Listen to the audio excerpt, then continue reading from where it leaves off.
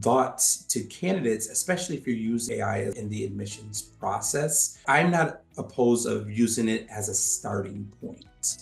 But I think one of the things about admissions in particular is making sure that your authentic voice is still heard throughout this process. And that's where I think candidates really set themselves apart, is when you can really tell that this is someone who is very genuine, authentic. They really understand why they're a good fit within our program. And it's really coming from them versus an auto-generated process. Welcome to Admission Straight Talk, the podcast dedicated to graduate admissions and helping you approach the application process thoughtfully and successfully. Your host is Accepted's founder and world-renowned admissions guru, Linda Abraham. At Accepted, our mission is to get you to that unforgettable moment when you read your acceptance email and shout, "Yes, I'm in!" Confident you'll be attending the perfect program to help you launch the career of your dreams. Welcome to the 586th episode of Admission Straight Talk. Thanks for tuning in. Before we speak to our wonderful guest today, I want to invite you to take advantage of a fantastic tool at Accepted, and that's the MBA Admissions Quiz. Are you ready to apply to your dream MBA programs? Are you competitive at these programs? Accepted's MBA Admissions Quiz can give you a quick reality check. Just go to accepted.com/MBA quiz, complete the quiz, and you'll not only get an assessment of your chances, but tips on how to improve your qualifications. And it's all free. So again, check out accepted.com/MBA quiz. It gives me great pleasure to have back on Admission Straight Talk, Eddie Asbie, Executive Director of Admissions and Scholarship at Cornell Johnson Graduate School of Management. Eddie earned his bachelor's in communications from the University of Buffalo and a master's from SUNY Buffalo in student personnel administration. He joined the Johnson School in 2012 as Assistant Director of Admissions and Financial Aid and became the Executive Director of Admissions and Scholarship in June 2021, almost exactly 3 years ago. Eddie, welcome to Admission Straight Talk. Linda, thank you so much. And it's always great to see you, and always great to be on the Straight Talk. And it's great to have you. I'd like to start with some general questions about the Cornell Johnson MBA and then move into more specific admissions topics. Can you give us, again, just to start with the basics, can you give us an overview of the Cornell Johnson full-time MBA program for those listeners who may not be that familiar with it, and focus on its more distinctive elements? Yeah, absolutely. Once again, Linda, thanks so much for having me on here. And one of the things that I love most, of course, is this community and being able to talk about what Johnson has to offer. So just to highlight our program, first of all, for anyone who doesn't know where Cornell is located, we're located in Ithaca, New York. And as mentioned, I do oversee our two-year residential MBA program. With our program, this past year, we enrolled a class of about 200 and a little over 280 in our two-year residential class. So you're getting students from various different backgrounds, various different experiences, who are, of course, looking to build upon their business fundamentals. But within our program itself, I think, when I think about our size, I think about our location, the type of student that we have here, I think is one really intentional about applying to the program, but also being a part of a collaborative community like ourselves. When I think more about the program itself and kind of things that I believe set Johnson apart, especially within our curriculum, is one, our what we call our immersion learning program. And the immersion is an opportunity for our students to really be able to immerse themselves throughout their particular career path in that spring semester of their first year. So I think, looking at it, we see a lot of career switchers in the MBA space. And if you're looking to make a career switch from one industry to the next, this gives you that opportunity of taking advanced level courses, focusing on that one particular area, company visits, working with business practitioners out there, and, just having an opportunity to network with alums. And really what it's designed to do is prepare you for that summer internship.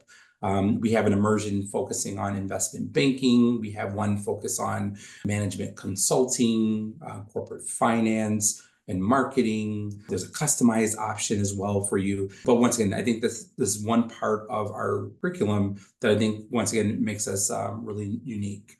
But I also think, and that comes to mind too, is the fact that we actually have an association with a tech campus. So There are multiple programs here at Cornell, MBA programs in particular, but there is an opportunity for our 2-year residential MBA students to really partake in what our Cornell Tech MBA program offers.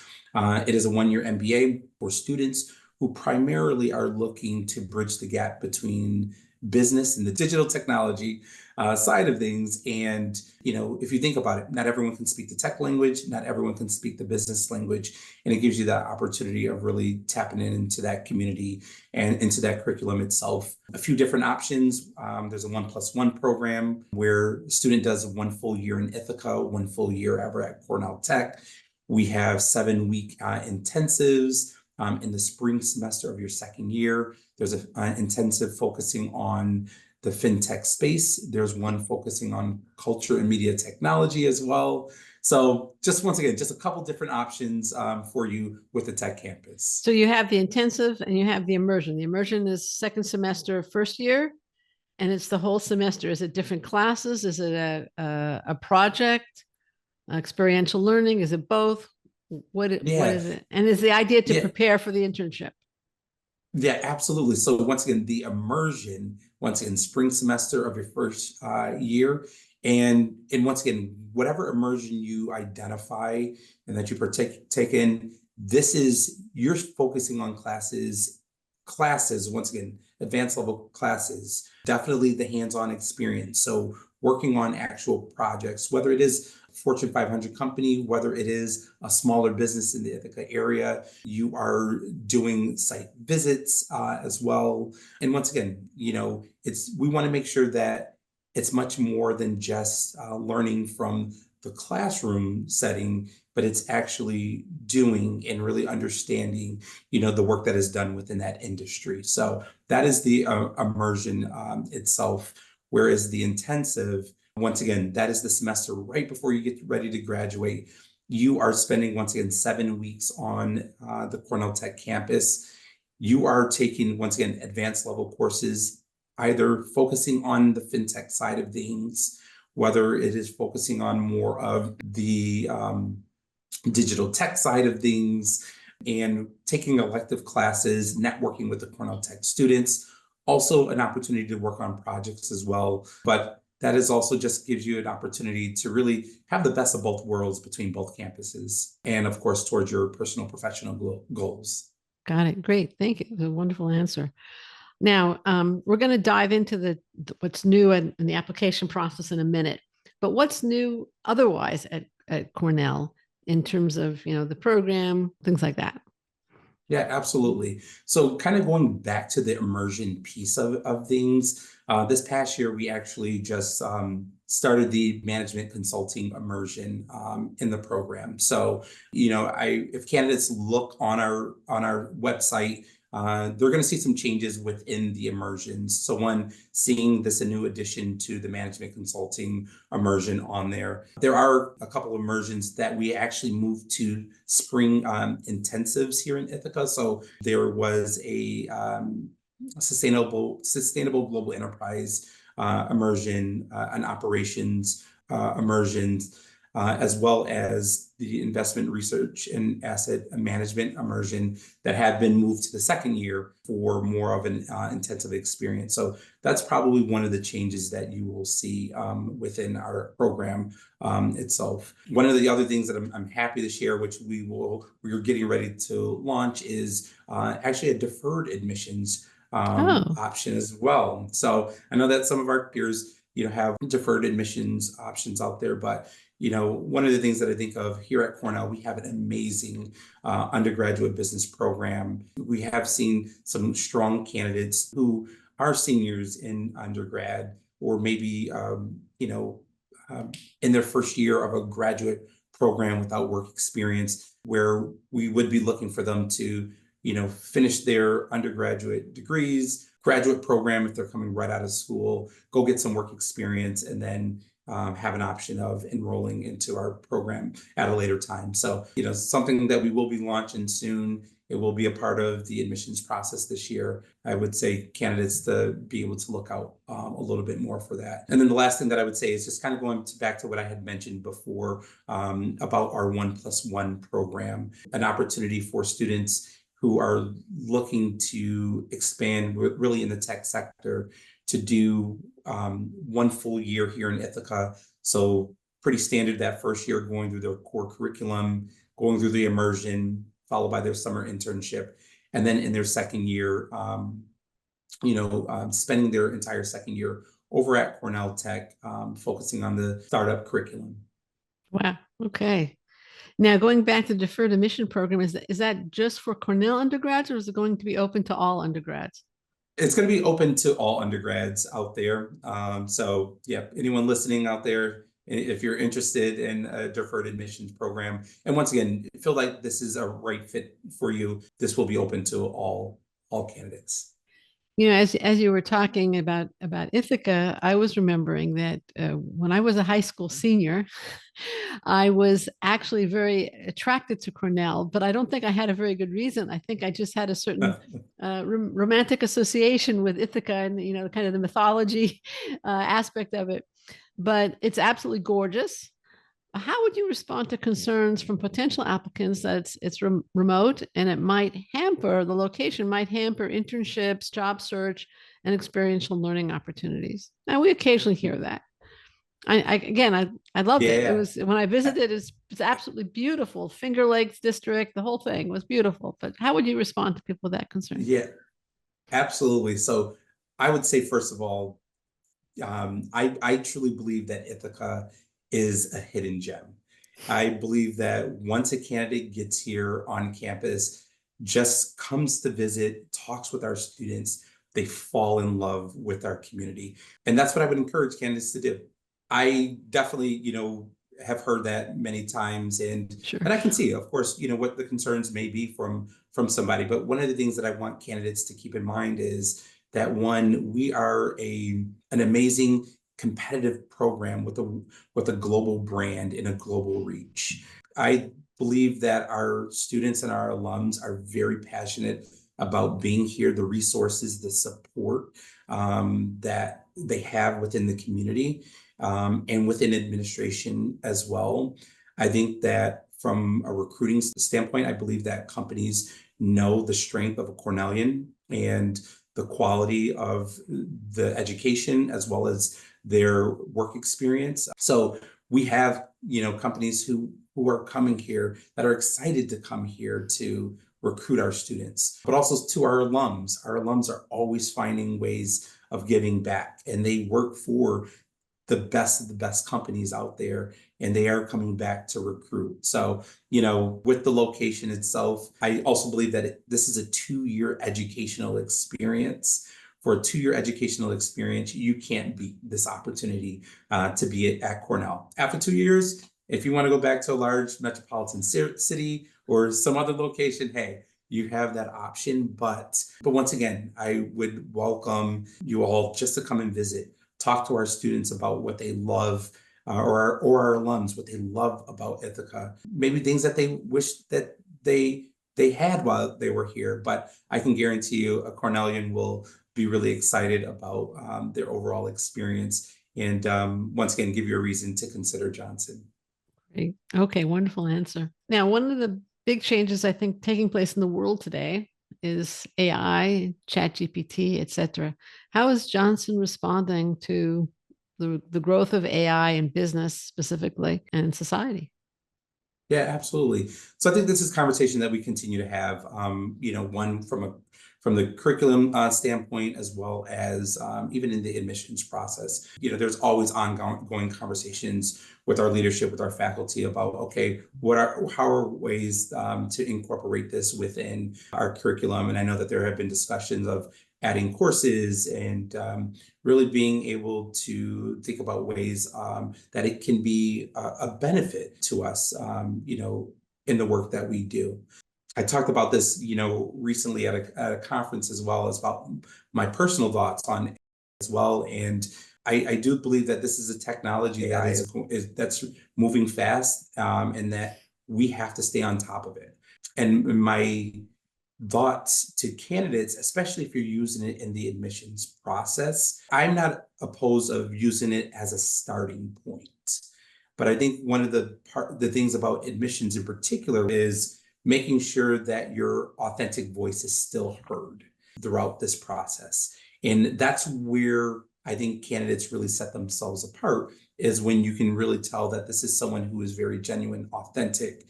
They really understand why they're a good fit within our program. And it's really coming from them versus an auto-generated process. So once again, that's if you're gonna use it, once again, I would say really be thoughtful of your approach, but also make sure that you are showing us who you really are. Because I will say that this year, I felt like there was a difference in some of the things that I saw in the application process. And for some, it really wasn't beneficial, I would say. Yeah, I'm sure. I've done a little experimenting with AI, and I think that one thing that in the writing process really sets applicants apart is their use of specifics. Right. All right, that their analysis of what a particular experience or event means to them.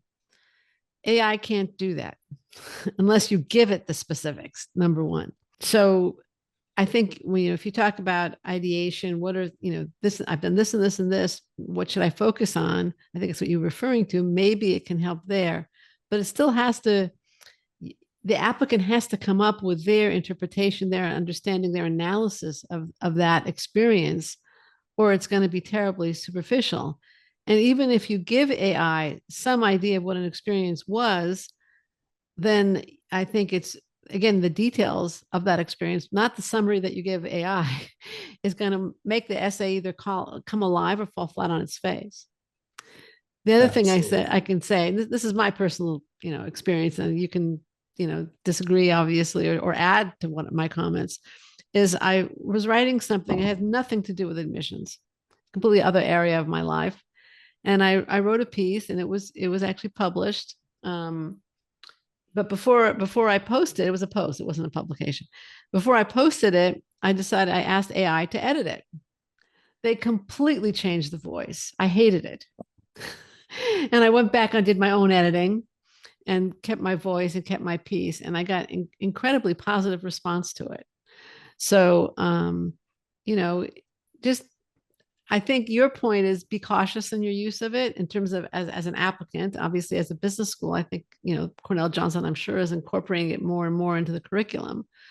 But anyway, my 2 cents on top of yours. Yeah, absolutely. Well, the last thing that I will say about that too, especially about your voice being heard, a lot of schools have really cut down the amount of words for an essay, and, just say it is 300 words. 300 words for many candidates it's not enough.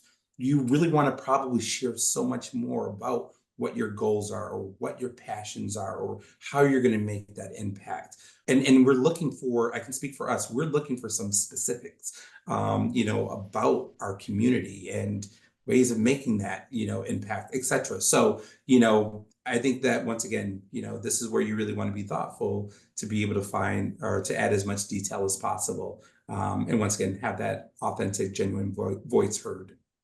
Right. Okay. Let's turn now to the application even more. We've obviously been discussing it. Can you review Johnson's testing and test waiver policy? Yeah, absolutely. So with our test waiver policy, one, it is a test waiver option. So what that means is in your application, there is a question asking, are you requesting a test waiver? You will indicate yes or no. But then if you say yes, there is a brief statement that you will have to answer about how you see yourself flourishing in our program. And what we're also looking for is, one, the rationale behind this, but once again, how you see yourself flourishing. But also what we're looking for is documentation proving that you can handle the rigor of the quantitative core within business school. So whether you provide academic transcripts, which of course you have to, academic transcripts, whether it is based off of your work experience, whether it's certifications, etc. But after you've hit submit of your application, within about 5 to 7 business days, our team will review your test waiver request, and then we will let you know if it has been granted or not. If it has not been granted, we will notify you, same thing as if it has, but we will notify you, and then your application will be incomplete until you submit a test. One of the reasons why we've done it this way, we really want candidates to really think about why they're asking for this, and also full confidence in their quantitative ability. As you know, with business school, especially when that first semester with the core, many candidates who getting back into the swing of the educational setting. There are many who don't come from a quantitative background that we really we want to give a chance, to in the program, but we also don't want to set anyone up for failure. So really be thoughtful as far as if you're asking for the waiver request, but also be prepared to, if it is denied, to submit a test. So if somebody submits their application, let's say a month before the deadline, and you get back to them in a week, I guess they still probably wouldn't have time to schedule the test for that deadline. It'd have to go just the next deadline is what you're saying, correct? So with it really just depends on what that timing looks like. There are times where candidates are able to make retake the test within the month, and we're Yeah. still able to review them. Their final decisions may not be on the same timeline, but we'll hold their application into incomplete status until they provide the documentation. Okay. All right, fine. Any plans to accept the executive assessment for the full-time MBA program, 2-year MBA program? At this time, no. We've gone back and forth as far as, what our requirements will look like. I think it is still, up for discussion, probably not for this cycle, coming up, but potentially in future cycles. Okay. So we were discussing before I turned the recording on about changes in the essays for this year. So what are the what are the essay questions going to be? I guess I know that by the time the show airs, they'll be up on your site, but they're not up now. So what are they going to be? Yeah, absolutely. So, of course, there's always that goal statement essay, probably in every application out there. But for those of you that might not be familiar with it, it is more of what are your short-term and your long-term goals, and really how do you see Johnson getting you to that next step towards those goals. But also with that goal statement, it's actually also a fill in the blank. So it's a fill in the blank response. My short-term goal is to be a consultant at this firm focusing on healthcare, for example. And then once again, in paragraph form, we give you the opportunity to elaborate further on your goals and how do you see yourself getting there. And is there a word limit? It is. So all of our essays, there's a word limit of 350 words. Okay. So that hasn't changed. There you go. Yes. Right. Yes. Okay. So that's one of our first essays. The second one is choose one of 2 essays. And one of them is our impact essay, which we've had for the last few years. And really that essay is, an opportunity for you to elaborate further as far as how do you see yourself making an impact within the Johnson community? And I always say, ways of really answering this is to really think about the things that our community that they're doing right now, whether it's initiatives, whether it's clubs and organizations, whether it is research with faculty members, etc. And really think about, once again, ways that you see yourself making an impact within our community. The second essay that you can choose from is called The Unique Trait That Defines You. So what we're thinking of is, or with the prompt itself, it's, what is a unique trait that people would remember you by? And this is kind of more of an opportunity for you to share, more about who you are or whatever makes you unique. Maybe there's a story behind it as far as what your grit is, your determination, and how that trait may help you move forward in the MBA process or within our community. It's kind of more of an open-ended, I would say, question. And I think for many can be open for interpretation. But once again, I think that a lot of candidates have a lot of great unique traits or stories to share, and they're always looking at ways of telling it in the MBA process. Once again, the essay would either allow you to do the impact essay, or once again, the unique trait that defines you essay. Is it a unique trait And or a unique experience? It's a trait? unique trait, yes. Okay. I think you'd almost have to, if you're going to talk about a trait, you have to provide some example of it, but just Yes. to make it real. Yes. But So we'll see how it how the essay goes this year, but we're really excited to add another option in there for candidates. And then of course there's always that optional essay for candidates to explain further on things that they would like the admissions committee to know, whether it's about academic performance, work experience, recommendations, you name it, any additional information that they feel would be helpful towards their candidacy or to clear up for the admissions committee. Okay. So the first essay, the goals essay is unchanged.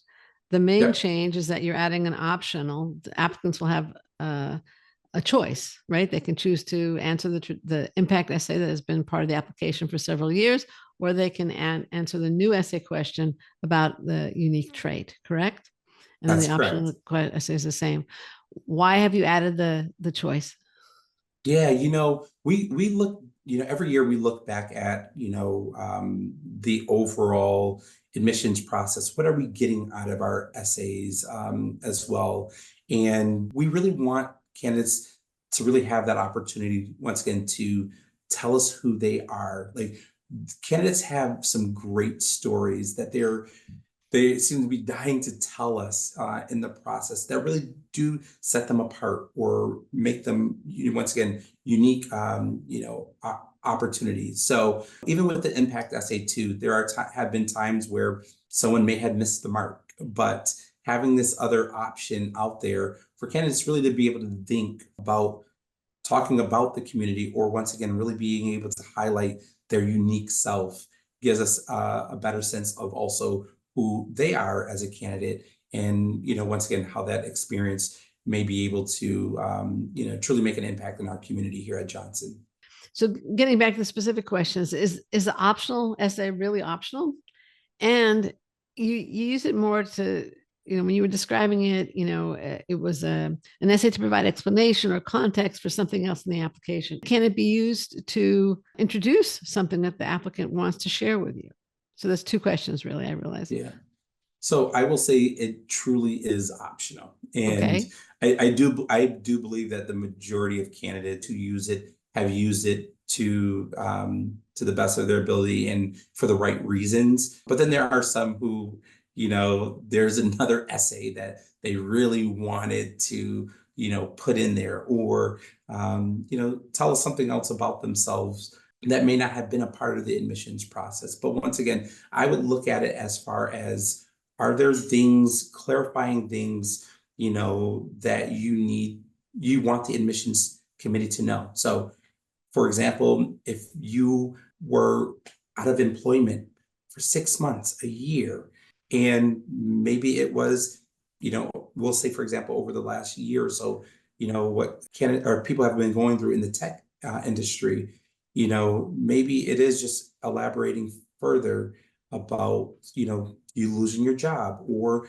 maybe because your academics, maybe it's that sophomore year where your grades really dropped and you wanted to explain because you were working full time. Maybe you were taking care of a family member due to the health issues. Once again, reasons like that, I would say, are what we typically see in the optional essay. So what I say all the time to candidates, use your best judgment in this entire process. For the most part, what we're looking for is for you to answer the question versus going off on a tangent in different areas. But we also understand life happens, and to cover your bases, you want to use the optional essay to explain.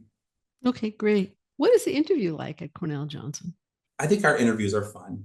Okay. I think they're also conversational. We really want candidates to know that, one, we're not here to try to trick you in, asking the toughest questions possible. Like, we want to know why an MBA. We want to know why our program.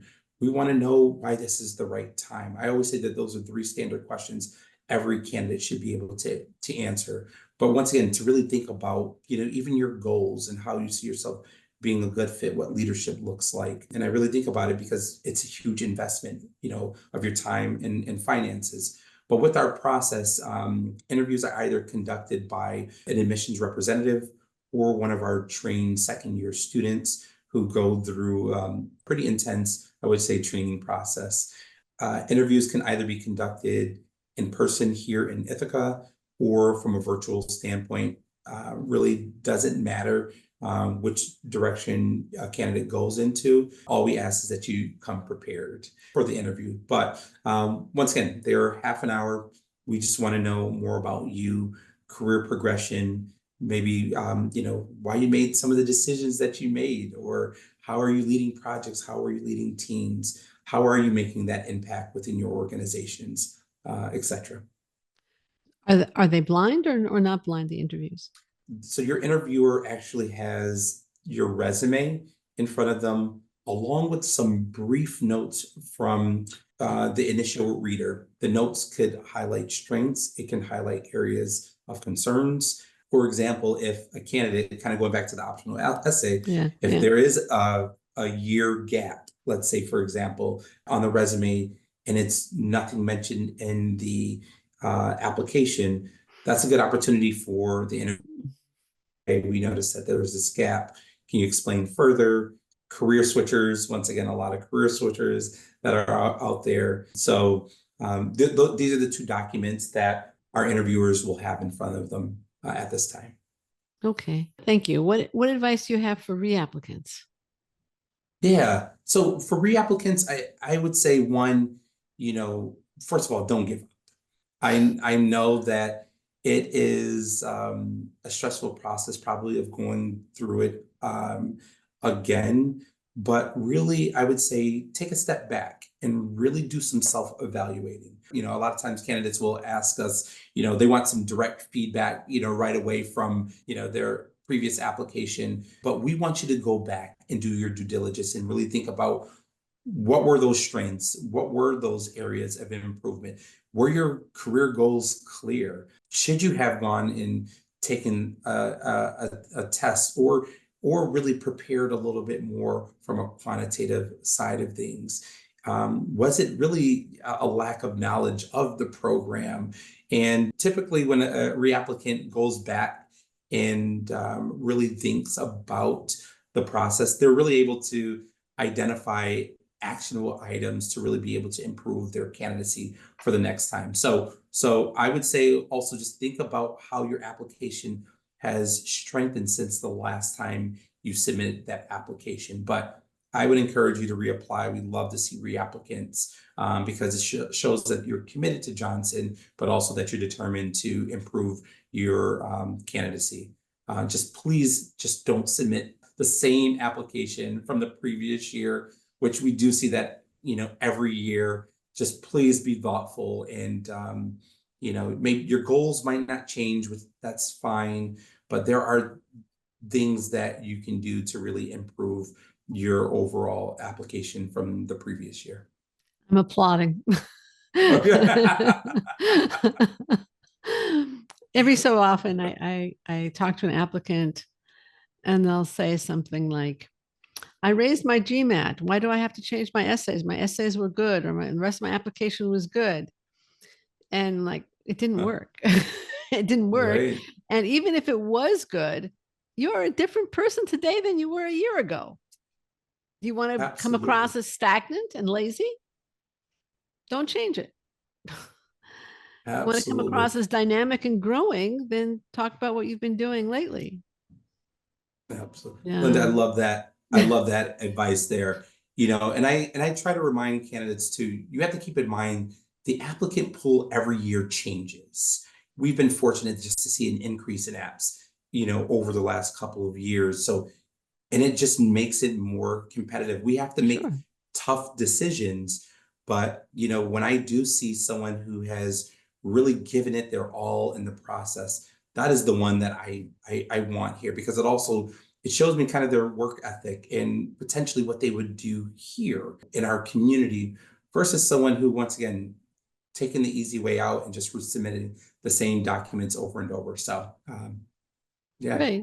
Right. No, I think if when you also show self-reflection when you improve the application and you critically analyze what happened last time and manage to improve upon it. So I was so happy to hear you say don't submit the same thing. Yeah. All right. Now, what about not necessarily re-applicants, new first-time applicants, whatever, planning to apply this cycle? The essays are going to be posted by the time this airs, as we mentioned earlier. What advice do you have for those people? They're applying round 1, round 2, round 3, 2024, 2025. Yeah, absolutely. Well, one, I'm excited for you. And I think that this is a great opportunity for you to, one, from a personal side, just be able to go back and really think about what your accomplishments have been. I think I tell candidates all the time, like, at the end of the day in this process, you really have to sell yourself on, what you've done well, why you're a good fit in our communities, and really show, leadership potential throughout this process. So I would say, one, start there as far as being able to sit back and really think about why this all makes sense. But of course, as you go through this process, doing your research, this could be a great opportunity, whether you love to travel or not, to go and visit different schools, to see more about the community, what the town looks like, how are the students happy there, opportunities to, in relationships with faculty and staff throughout this time. But I would say really continue to have those conversations, whether it's with the admissions team, and know that my team is always available to just have a conversation about who we are as a community, but really connecting with our students as well as our alums.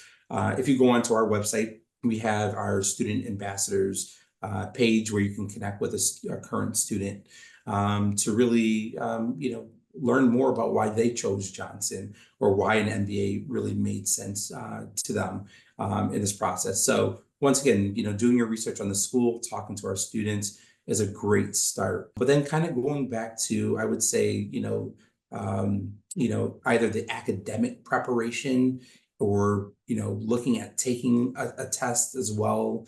Really think about what that preparation looks like. For many students, and you'll see this on our profiles, our average student has about an average of 5 years of work experience. But of course, there are some in the class who have more than 5 years of experience. And getting back into the swing of the educational setting can be really tough. So there are students who are, whether it's picking up old books, whether they're taking online extension courses, whether they're taking quantitative courses at a local institution, whether they are preparing for the GMAT or the GRE as well. Give yourself enough time to really prepare because I feel like that's one of those areas that's pretty stressful for a lot of candidates. And then too, check out where we're going to be. We travel the world for various recruiting events where you have the opportunity of meeting us, meeting other peer schools, meeting with our alums, just to continue to learn more. So I would say that's probably a starting point for anyone who's looking at an MBA.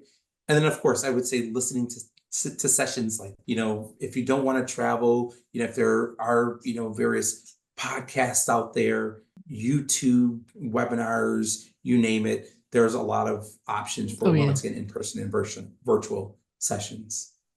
Right. Now you've given a ton of suggestions.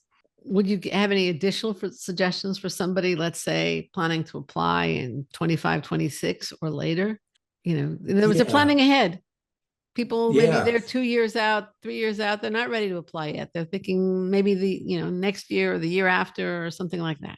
Would you give any additional suggestions to that person? Because I think you covered an awful lot in your response to the last question. Linda, I have a lot to say. You're a great guest. Thank you. I would say, for anyone really thinking about it, I would say, especially if you know your career goals, continue to talk to professionals out there in the industry. So, maybe there is a company right now that you are really excited to work for. Maybe they're doing something innovative out there, and it really does pertain to your goals. Whether it is a family member, whether it's a friend, whether it is reaching out to us to make those connections for you, have a conversation with them and really understand, are there things that you could be doing right now to put yourself in that position? Once again, as I mentioned before, there's a lot of career switchers that we see, whether they tell us in the application or whether they get here and they change their mind. But what we want you to do is to really be able to say, like, I've been thinking about this. I've been taking those steps already. I know that there's companies out there that have pre-MBA opportunities out there already. So if you find yourself in that type of position, I would say, continue to find out what these opportunities may be. And then I would say, as I already mentioned, continue to attend these sessions, whether it's just a basic fair, whether it's an alumni panel, an admissions panel, whether it is just a dinner that a school may be hosting to let you know more about the program. Some of this information may sound repetitive, but you're going to hear from different admissions representatives. The way they may talk about it might be different. You may hear different stories from our alums and our current students. Curriculum will change, from time to time. Admissions processes would change. So, if you are looking at applying in a few years, once again, keep doing what you're doing. Make sure that you stay on top of what's happening in business school and the business world. Right. That's a great answer. I'm gonna mention a couple of things. One, you talked about speaking to professionals, and we actually had a podcast, I think it's about 2 years ago now, with with one MBA who wrote a book on coffee chats, and you can find that at accept.com/437. But it was a good interview. And what do you ask? How do you go about doing it in a way that's not imposing on the other party? Anyway, so that would be accept.com/437. The other thing I want to suggest is, when you do meet with MBA alumni, or you have a great experience or an achievement at work, write down what you did, what you felt, what you learned, what you didn't like, what you liked. Just some brief notes, journaling. If you want to call it journaling, you call it journaling. If you want to call it taking notes, take notes. But whatever you do, write it down, because when you get to actually responding to essays or interview questions, reviewing those notes will go, oh yeah, this could be really good material for this particular school or that school or this essay question. So that's just another suggestion. Okay. And what would you have liked me to ask you? We've covered a ton here. You've been great. Yeah. What comes to mind are, the don'ts, I think, in this process. So Wonderful. I would say the don'ts are, and we all see this every year, as putting other schools' names throughout the application process. And, whether it is the essays, we want to make sure that, once again, you've done your due diligence on why Cornell Johnson is the school for you. And, we see it many times in an interview. I have seen it in our impact essay, even if it's like very specifics about clubs and organizations, and it's not the actual name of our club or organization, but I know that school a couple hours away has that exact same, club or organization, and that's their specific name. So once again, it's, I know that it's a lot of candidates feel that you can probably copy and paste certain elements of essays to answer various different questions. But once again, I would say that is one thing that you want to do, is make sure that you are being, once again, going back to being authentic and genuine about the process itself. Another don't, I would say, is, and that I see is really throughout virtual interviews. So I'm sure you're going to work on your pitch. I'm sure that you are, you have your whole intro down. But what I notice a lot of time is that candidates will have on their screen, their notes, and you can see their eyes scrolling back and forth. Or I see candidates with glasses, for example, and you can see through the reflection that they have their notes up as well. So we really want you to be very confident and present. your approach. Yeah, be present. Yeah, be present throughout this process. Know your story. You know where you've come from, your work ethic, and what makes you unique. And you don't have to come up with this out of this world story, but there might be things that have happened that have got you to the point of where you are, whether it is the struggle, the hustle, the grit, the determination that you have, and be able to share that, but also, have fun, show a sense of humor, as you go through this process as well. So those are a couple of things that come to mind. Be human. Yes, absolutely. All right. Eddie, I want to thank you so much for joining me today. Where can applicants and listeners, potential applicants, learn more about Cornell Johnson's MBA program? Yeah, absolutely. So they can learn more on our Johnson website, which is johnson.cornell.edu.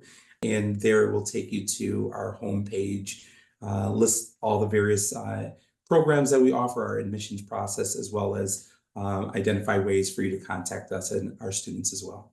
Okay, great. We're going to include links in the show notes at accepted.com/586 to the Cornell Johnson website that Eddie just mentioned, as well as to related articles and podcasts. Quick reminder, don't miss the MBA admissions quiz. Find out if you're really ready to apply and are you competitive at your target schools. Take the quiz at accepted.com/MBA quiz. Listener, thank you too for joining Eddie, Asbie, and me for our 586th episode. If you find the show worthwhile, please tell your applicant friends about it. Make sure you don't miss any future shows, be they with admissions directors, professors, current students, test prep pros, or alumni doing great things. Thanks again for coming. This is Admission Straight Talk, produced by Accepted, and I'm your host, Linda Abraham. I'll talk to you again next week.